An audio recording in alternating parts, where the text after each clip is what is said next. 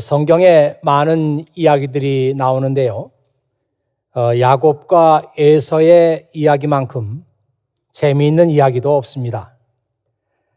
이 둘은 쌍둥이로 태어났습니다. 에서와 야곱은 태어날 때부터 경쟁적으로 태어났다고 하죠. 야곱이 형 에서의 발 뒤꿈치를 잡고 나왔다고 합니다. 그리고 에서와 야곱은 성장하면서도 많은 이야기들을 남기게 되는데요. 사냥에서 돌아온 에서는 그날 배가 너무 고팠습니다. 마침 동생 야곱이 부엌에서 팥죽을 만들고 있었습니다. 이 배가 고픈 에서는 야곱에게 나에게 그 팥죽을 좀 달라고 그렇게 말합니다. 그런데 그때 야곱이 이상한 말을 하죠. 형이 가지고 있는 장자권을 나에게 주면은 내가 팥죽을 줄게요. 이상한 말을 합니다. 정상적인 가정에서는 일어날 수 없는 두 형제 간의 대화입니다. 그때부터 두 사람에게 이해할 수 없는 일들이 일어나죠. 에서보다 야곱을 더 사랑했던 어머니 리브가는 야곱을 에서로 변장을 시켜서 아버지 이삭의 축복을 받게 합니다. 이삭은 그 사실도 모르고 장자 에서에게 줄 축복을 모두 야곱에게 줘버립니다. 뒤늦게 이 사실을 안 에서는 아버지에게 가서 나에게 축복해 주세요 그렇게 말하지만 이삭은 그렇게 말하죠. 이미 너에게 줄 축복을 다 줬기 때문에 나에게 남은 축복이 없다.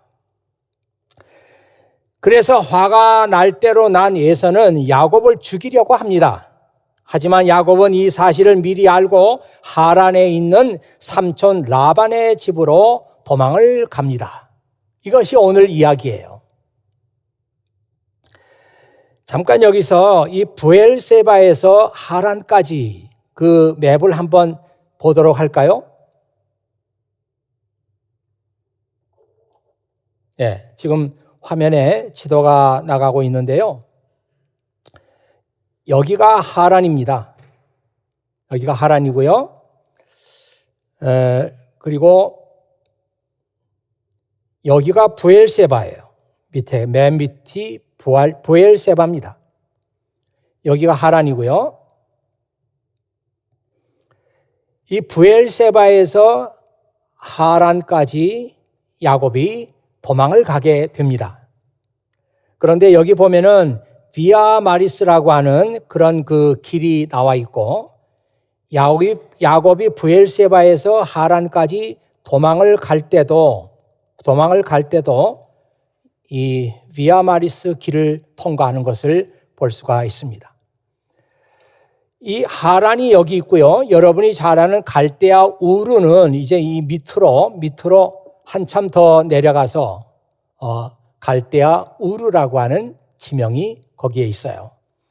이 하란은 지금의 어느 땅일까? 어느 나라에 속한 땅일까? 이런 궁금함이 있습니다. 이 하란은 지금의 터키 영토에 있어요. 그래서 여기가 시리아니까 시리아와 터키 그 국경에 하란이 있다.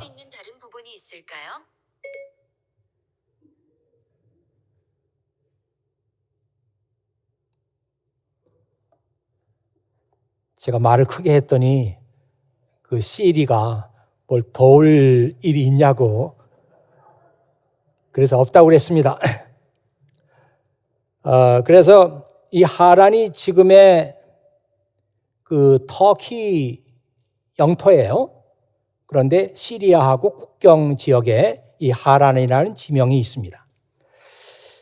여기 친절하게도 누가 Jacob traveled 50 miles of 517 miles journey라고 이렇게 써놨는데 이 브엘세바에서 하란까지가 517마일이라는 거죠. 그런데 지금 이 오늘 말씀은 브엘세바에서 베델까지 왔으니까요. 이건 50마일쯤 된다. 그래서 계산해 보니까 야곱이 아버지 집 브엘세바를 떠나서 베델까지, 그때는 루스라고 불렀습니다마는 그 루스까지 갔을 때 뭐 하루에 한 10시간 정도 걸었다고 생각하면은 한 이틀 정도 걸어서 베델에 도착해 있었습니다. 자, 그때 야곱이 꿈을 꾸게 되고, 이 꿈 이야기가 우리들에게는 매우 중요한 의미가 있는 그런 이야기라고 생각합니다. 우리 계속해서 말씀을 보도록 하겠어요.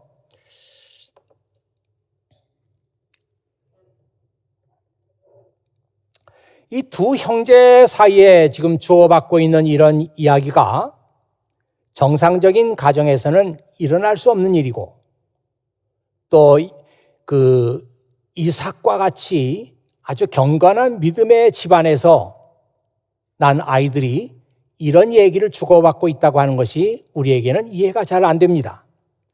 이왕 말이 나왔으니까 말씀드립니다마는 야곱이 형의 분노를 피해서 삼촌의 집으로 도망가던 그때부터 이제 하나님의 관심, 하나님의 시선은 에서를 떠나게 되고 온전히 야곱에게 맞춰집니다. 하나님께서 리브가가 야곱을 낳을 때 하신 말씀이 있어요. 창세기 25장 23절에 있는 말씀인데요. 두 나라가 내 몸 안에 있다. 두 백성이 내 몸에서 나누어질 것이다.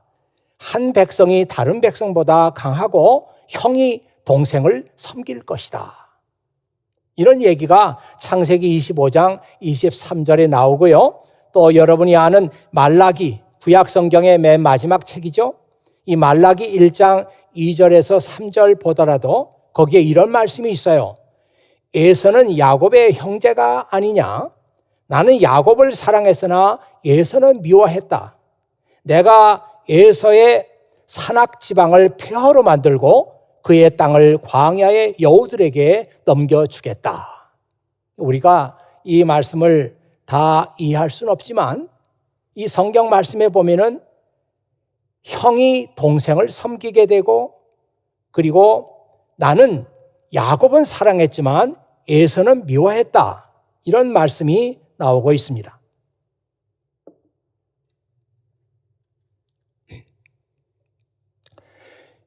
이 말씀이 중요한 것은 야곱과 에서가 태어나기 전에, 아직 어머니 뱃속에 있을 때 하나님께서 이런 말씀을 주셨다 이 말이에요. 이런 말씀을 사도 바울이 그냥 지나칠 리가 없죠. 그래서 이 사도 바울이 하는 얘기를 보면은 하나님께서 사람을 선택하실 때 완전히 주권을 갖고 계신다.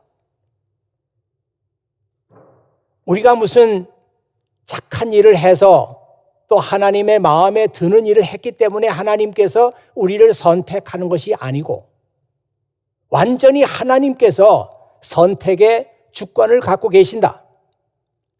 에서가 하나님으로부터 멀어졌다고 하지만 에서가 무슨 일을 잘못했기 때문에 그렇게 된 것이냐? 그게 아니라는 거예요.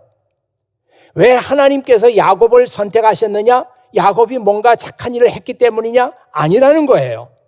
완전히 하나님께서 에서를 버리고 야곱을 선택하기로 작정을 하셨다는 것입니다. 자, 이런 성경의 말씀이 오늘 우리들의 인생을 생각하고 우리들의 삶을 생각할 때 이 말씀이 얼마나 중요하냔 말이에요.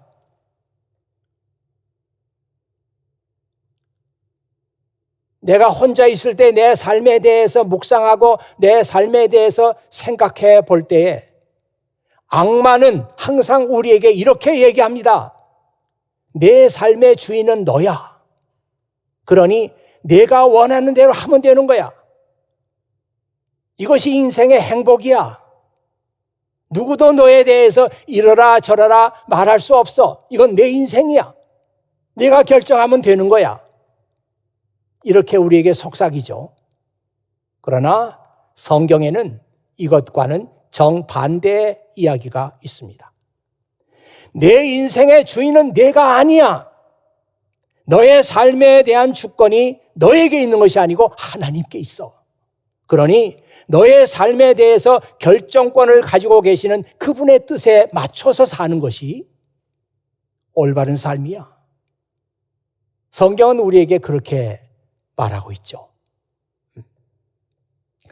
오늘 읽은 창세기 28장 10절에서 19절에 있는 말씀은 야곱이 하란으로 도망을 가던 중에 루스라는 곳에서 잠을 자다가 꿈을 꾼 이야기입니다. 아마도 루스는 인가가 없는 황량한 광야였을 것입니다. 길을 가다가 밤이 되었어요. 지친 야곱은 돌 하나를 주어서 그 돌을 베고 잠을 청했습니다. 몸은 피곤하지만 잠이 오지 않았어요. 야곱의 머릿속에는 여러 가지 생각이 오고 가고 있습니다. 왜 나는 그날 형에게 그런 말을 했을까? 왜 나는 형이 받을 축복을 가로챘을까? 왜 나는 지금 형을 피해서 도망을 가고 있을까? 이런 생각을 하면서 뒤척뒤척 하다가 잠이 들었습니다. 며칠 전까지만 해도 야곱은 집에서 아버지, 어머니와 도란도란 이야기를 나누면서 행복한 나날을 보냈어요. 그런데 지금은 하루아침에 도망자가 되고 말았습니다. 2020년이 시작되었을 때만 해도 지금 이 상황을 예측한 사람은 아무도 없었습니다. 주일에는 교회에 나가서 예배를 드리고 친구들을 만나 서로 반갑게 껴안고 인사를 나누었습니다. 그렇게 주일을 보내던 것이 일상이었어요. 그런데 지금은 어떻습니까? 많은 사람들이 교회 가는 대신에 온라인으로 컴퓨터 화면 앞에 앉아서 예배를 드리고 있습니다. 우리에게 여러 가지 질문이 생깁니다. 이렇게 예배를 드려도 괜찮은 것인가? 왠지 시간이 갈수록 집중도 잘 안 되는 것 같고 예배 드리는 것 같지 않습니다.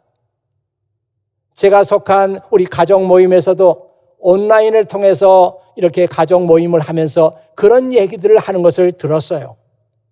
어서 빨리 교회 가서 예배를 드렸으면 좋겠어요. 예배 드린 것 같지가 않고요. 집중도 잘 안 돼요. 예배에서 은혜를 못 받으니까 한 주일 내내 힘들어요. 아마 지금쯤 많은 사람들이 이런 생각을 하고 있을 것입니다. 루스 광야에서 돌베개를 베고 잠을 자던 야곱은 꿈을 꾸게 됩니다.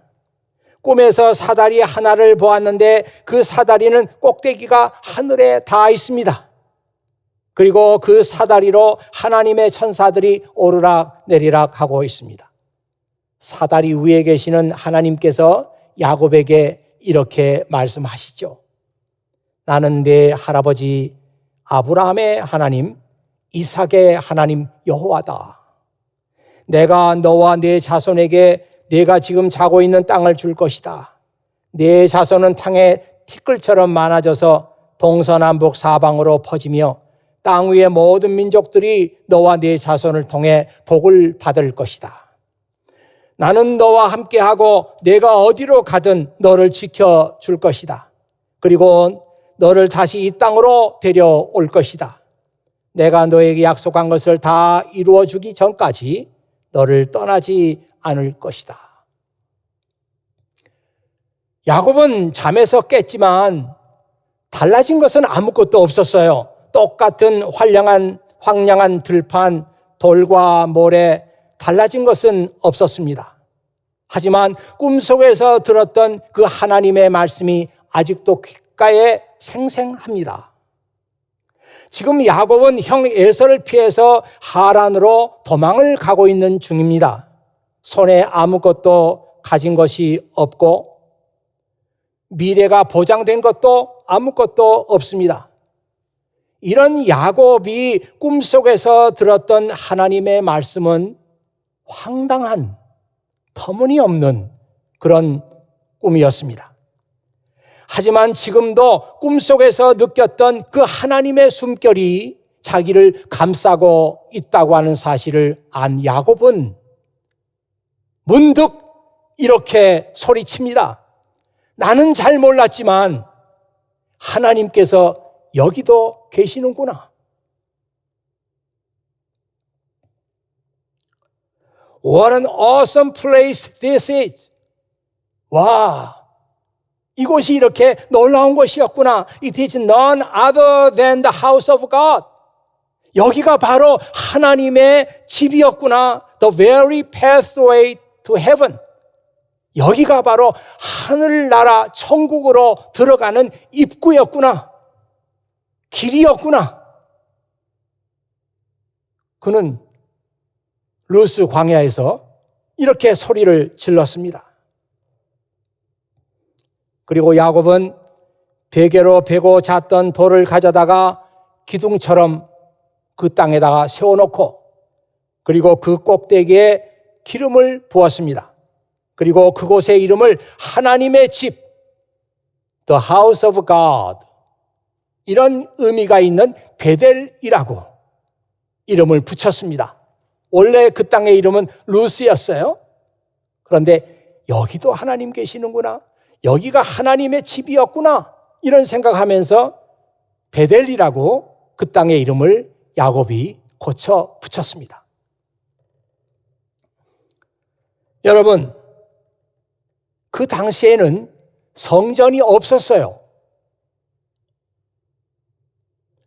성전은 없었지만 사람들은 온 세상이 하나님께서 계시는 곳이고, 성전은 없었지만 온 세상이 하나님을 섬기는 제단이다.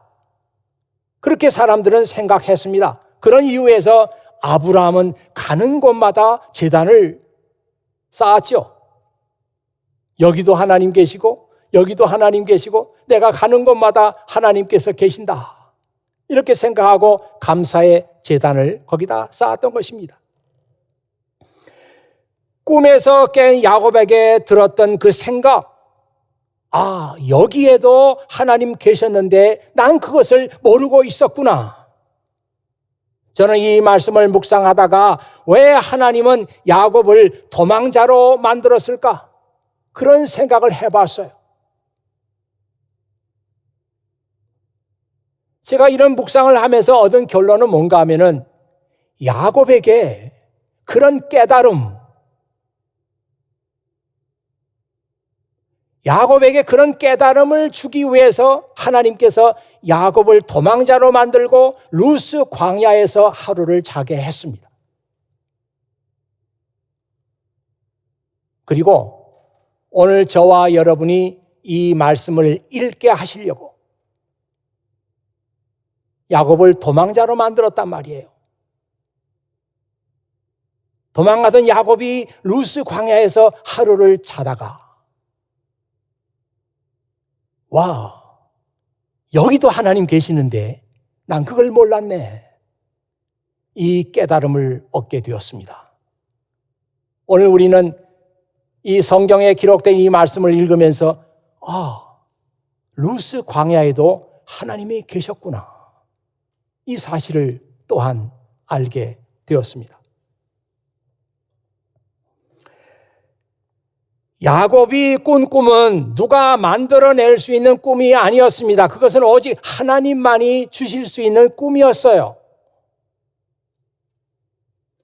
야곱이 루스 광야에서 돌베개를 베고 잠이 들었을 때만 해도 야곱은 그곳에 하나님이 계시지 않는다고 생각했습니다.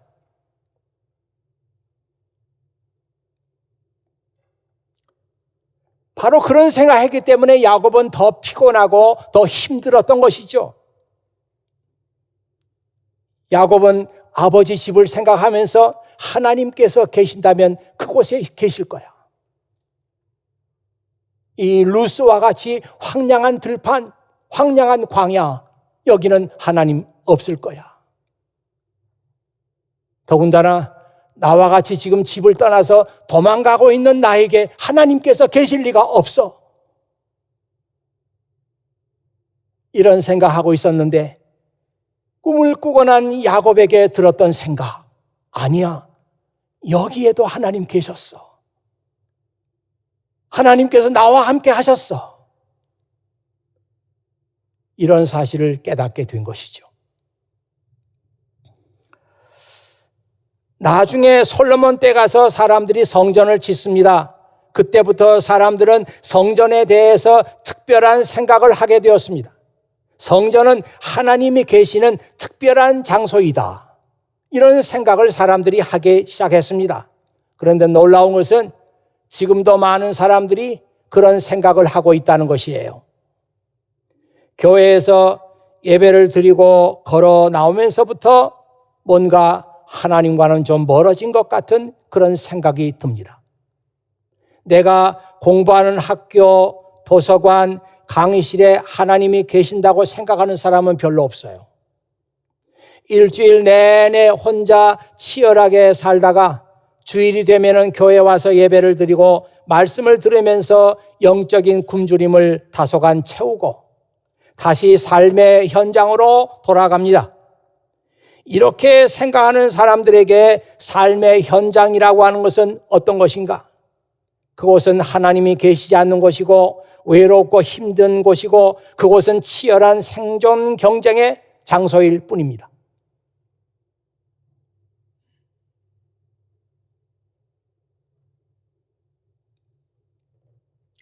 여러분, 왜 예수님께서 이런 말씀을 하셨는지 한번 생각해 보세요. 이 성전을 허물라. 그러면 내가 3일 만에 다시 세우겠다.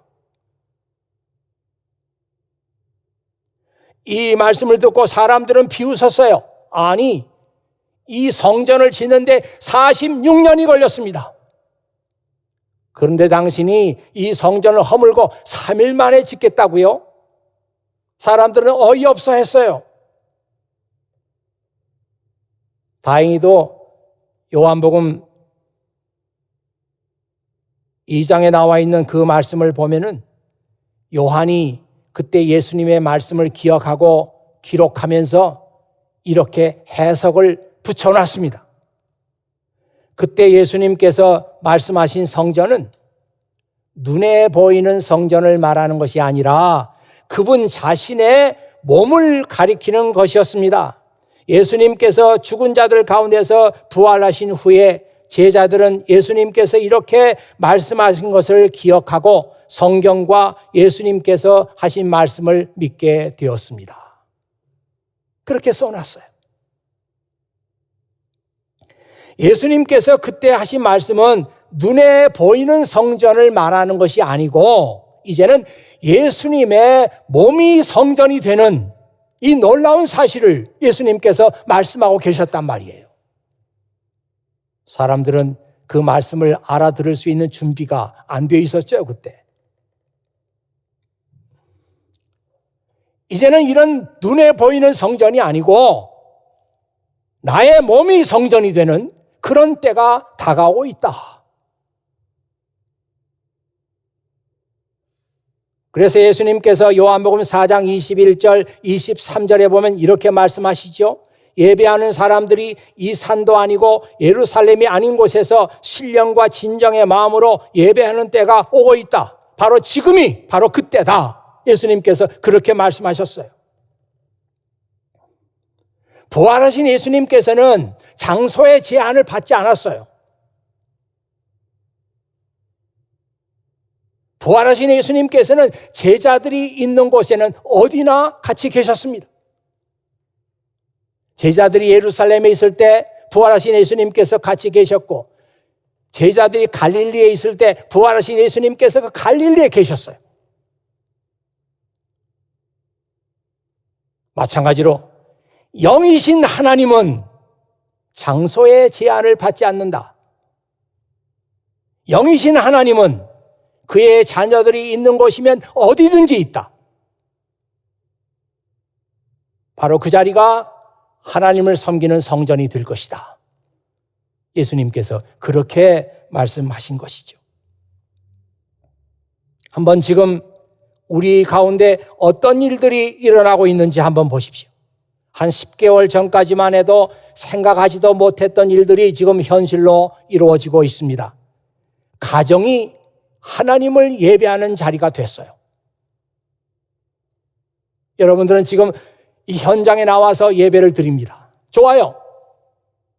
근데 지금 많은 사람들이 여전히 가정에서 온라인으로 예배를 드리고 있습니다. 그 가정이 예배하는 장소가 됐어요. 여러분, 이 사실을 쉽게 생각하면 안 돼요. 어쩔 수 없이 거기서 예배를 드리는 거지. 그렇게 생각하면 안 돼요. 하나님께서 지금 내가 있는 곳이면,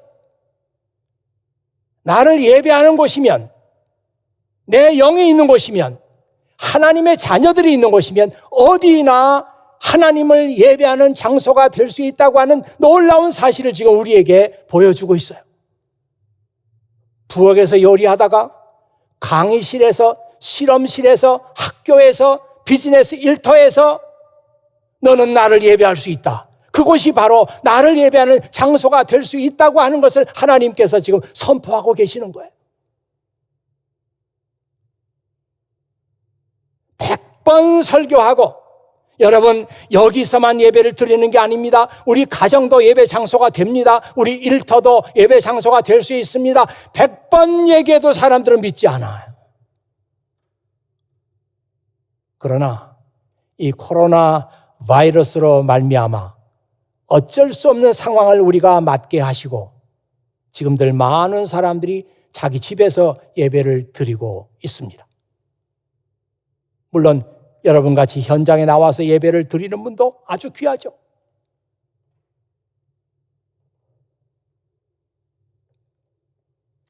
하나님께서 코로나 바이러스를 통해서 예배에 대한 우리의 잘못된 생각을 바꾸고 계십니다. 그냥 말로 바꿔지지 않는 일이에요. 목사님이 설교해서 바꿔지지 않는 일이에요. 하나님께서 이번 코로나 바이러스를 통해 가지고 이렇게도 예배를 드릴 수 있구나 하는 사실을 지금 교훈으로 우리에게 주시고 계십니다. 어떤 사람은요, 아니, 예배를 어디서 드리느냐 하는 것이 그렇게 중요한 문제입니까? 이렇게 질문할 수 있어요. 저의 대답은 뭐냐면, 네, 예배하는 장소가 그렇게 중요합니다. 왜냐하면 사람들은 예배하는 장소에 하나님이 계신다고 생각하기 때문이에요. 교회에서만 예배 드릴 때는 교회에만 하나님이 계신 줄 알아요. 여기 와야 마음이 편해요. 그러나 이제 내 가정에서도 예배할 수 있다고 하는 것은 무엇입니까? 우리 가정에도 하나님 계신다. 이 사실을 배우는 거예요.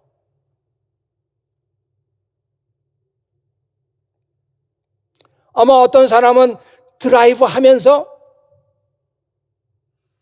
예배를 드릴 수도 있을 거예요. 내가 어디로 가고 있는 이 시간, 이 자리도 예배의 자리가 될 수 있고 하나님께서 나와 함께 계신다. 난 잘 몰랐는데 여기에도 하나님이 계시는구나 하고 야곱이 깨달았던 것처럼 우리도 그렇게 깨달아야 된단 말이에요.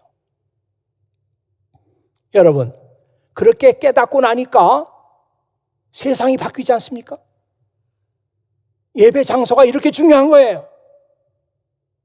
야곱이 그렇게 깨닫고 나니까 루스가 베델이 돼요. 루스, 아무것도 없고 인가도 없는 황량한 광야인데 거기가 베델이 된단 말이에요. 여기가 하나님의 집이구나. 여기도 하나님 계신다고 깨닫고 나니까 루스와 같이 버려진 땅, 황량한 광야, 여기가 하나님의 천국의 입구, 천국으로 들어가는 길이었구나. 광야가 천국이 되는 거예요.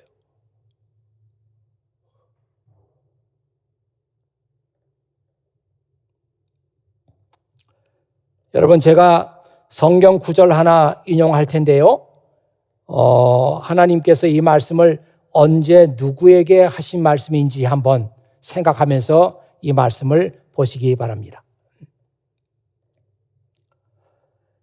In all my traveling with the people of Israel, 내가 이스라엘 백성들과 함께 트래블 하는 동안에 I never asked any of the leaders that I appointed. 내가 임명한 이스라엘의 어떤 지도자에게도 why they had not built me a temple made of cedar. 그 어떤 지도자에게도 너희들은 왜 나를 위해서 백향목으로 집을 짓지 않느냐? 이렇게 말한 적이 없다.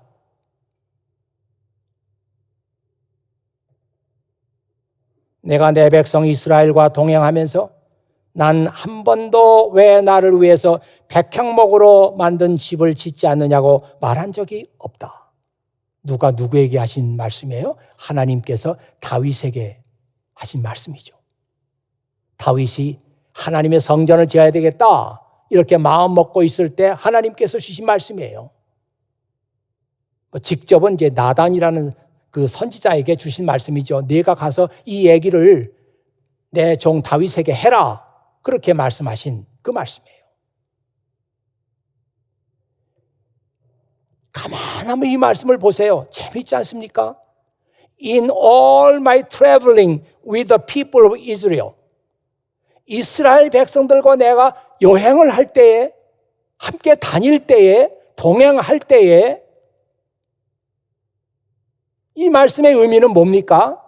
그때 하나님께서 아무것도 부족한 것이 없었다는 거예요.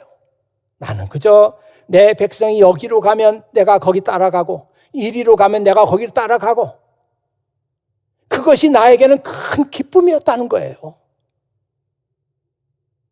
그들이 가정에 있으면 내가 그들과 가정으로 가고 그들이 학교에 가면 나도 그들과 함께 학교로 가고 그들이 실험실에 있을 때는 나도 함께 그들과 실험실에 있고 이것이 나의 큰 기쁨이었다.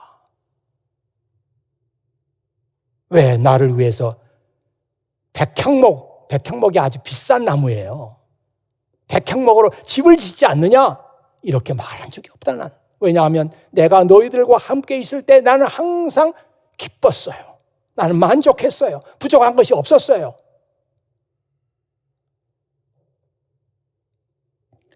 내 백성이 광야에 있으면 나도 그 자리에 함께 있는 것이 기쁘고 내 백성이 힘든 고난의 현장에 있으면 나도 그 자리에 있는 것이 기쁘기 때문에 나는 불평을 말한 적이 없다.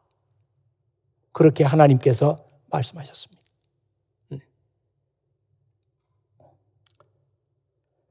지금은 하나님께서 예배에 대한 우리의 생각을 근본적으로 바꾸고 계십니다.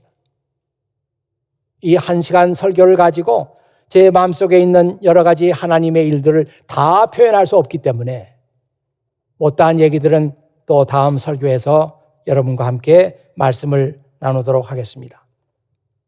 그렇다면 이 하나님이 하시는 일에 우리가 적극적으로 협력해야 되지 않는가? 하나님께서 지금 이렇게 주도적으로 이 세상을 바꾸고 계시는데 이것을 안 사람들이 하나님의 일에 협조해야 되지 않겠습니까?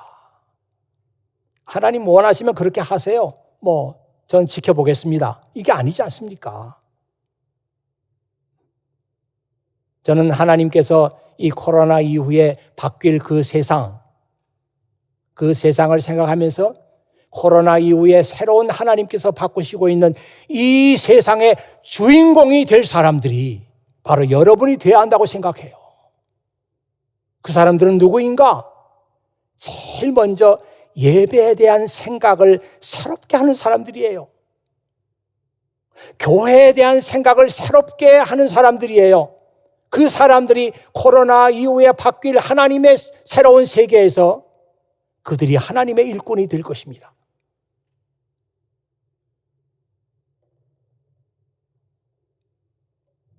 지금 우리가 아직도 익숙하지 않고 아직도 불편한 온라인 예배는요, 저에게도 불편해요. 성경 공부 온라인으로 하지 않습니까? 저에게도 불편해요. 익숙하지 않아요, 아직도. 하지만 이 온라인 예배가 기폭제가 됐어요. 우리가 불편하다고 불평하는, 예배 드리는 것 같지 않아요, 이렇게 만족하지 못하는, 이게 예배에 대한 인식을 바꾸는데 기폭제가 됐어요. 지금 온라인으로 예배를 드리고 있는 우리 FKCC 교우들, 불편해요, 예배하는 것 같지 않아요, 그런 생각 가지고 온라인 예배 드리지 말고요, 여기에 익숙해지도록, 그리고 여기에 만족하도록, 이런 방식으로도 하나님을 예배할 수 있구나, 나는 꼭 교회만 가야 예배 드린 줄 알았는데 아니구나, 이렇게도 예배가 가능하구나, 이런 생각을 하면서 감사하는 마음으로 하나님께 예배를 드리시기 바랍니다. 이제 우리 앞에 놓여있는 2021년 새해는 하나님이 기뻐하지 않는 것들과 과감하게 결별하고, 머리로는 알고 있지만 그동안 실천하지 못했던 것들을 과감하게 실천에 옮기는, 또 이것이 이 새 시대를 맞이하는 우리 크리스찬들의 모습이다. 저는 그렇게 생각합니다. 하나님은 세상을 바꾸고자 하시는데 우리는 구태의연한 생각을 가지고 하나님 말씀을 듣고 그냥 잊어버리고 실천의 삶을 살지 않고, 이렇게 살아왔던 구태의연한 모습들을 우리가 벗어버리고 이제 아버지 하나님과 새 시대를 살아갈 새로운 생각, 새로운 마음의 결정을 하겠습니다. 1월 첫 주 새해 예배를 드리면서 여러분 그런 생각들을 다 같이 해주시기를 부탁드립니다. 기도하겠습니다. 아버지 하나님 감사합니다. 오늘 새해 첫 예배를 맞이해서 창세기 나오는 말씀을 가지고 여러 교우들과 함께 하나님의 말씀을 나누었습니다. 이 부족한 종이 잘못 생각하고 말씀도 잘못 해석해서 잘못 잘한 것이 있으면 꾸짖어 주시고, 또 이 말씀을 다 잊게 하시고 오직 하나님께서 원하시고 기뻐하셨던 그 말씀만을 우리 성도들의 마음속에 깊이 남겨주시고 심겨주시기를 간절히 바라옵고 원합니다. 이제 아버지 하나님께서 새로운 시대를 여셨는데 이 새로운 시대에 살아갈 사람들은 어떤 사람들인가 하는 것을 생각하면서 오늘 말씀을 전했습니다. 아버지 하나님, 결코 저희들이 이 하나님의 새로운 시대를 따라가지 못하고 낙오하는 사람들 되지 않게 하시고, 이 교회가 새로운 시대에 새로운 말씀으로 새로운 뜻을 가지고 이 시대를 영도할 수 있는 그런 교회로 하나님께서 세워주시기를 간절히 바라옵고 원합니다. 오늘 이 예배, 오늘 이 말씀 아버지 하나님께서 기뻐하시고 우리 모두에게 은혜 주시기를 소원하오며 우리 구주 예수 그리스도의 이름으로 기도하옵나이다. 아멘.